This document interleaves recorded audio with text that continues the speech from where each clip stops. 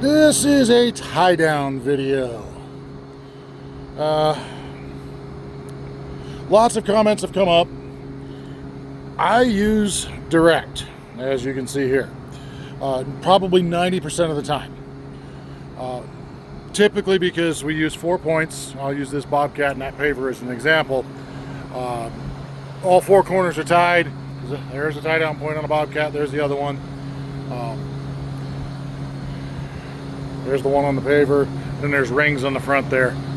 But if I were to try and go indirect, I could potentially put my binder here, run my chain through this, drag it under and out the other side and pull it in. That would be an indirect.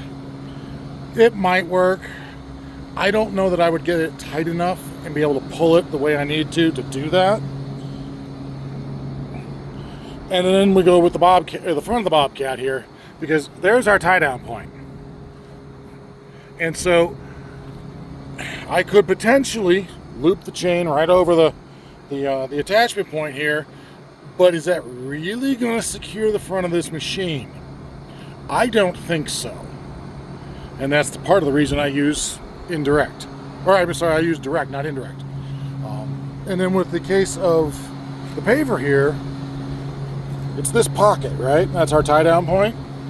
So I could potentially loop a chain, run it into my little pocket here, and then cross the machine and do the same thing on the other side.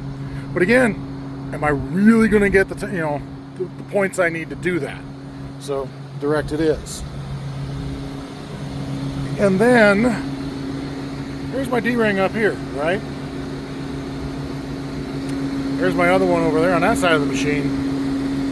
So how would you indirect this one? Potentially I could run from my D-ring here, maybe the rail, possibly even the pocket if I were to back it up a little bit, run it over, drag it across the front of the machine.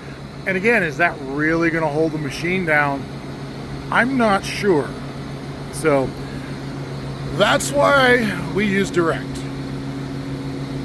To each their own. Both ways are acceptable. I just don't think the second one would necessarily be as secure. What are your thoughts?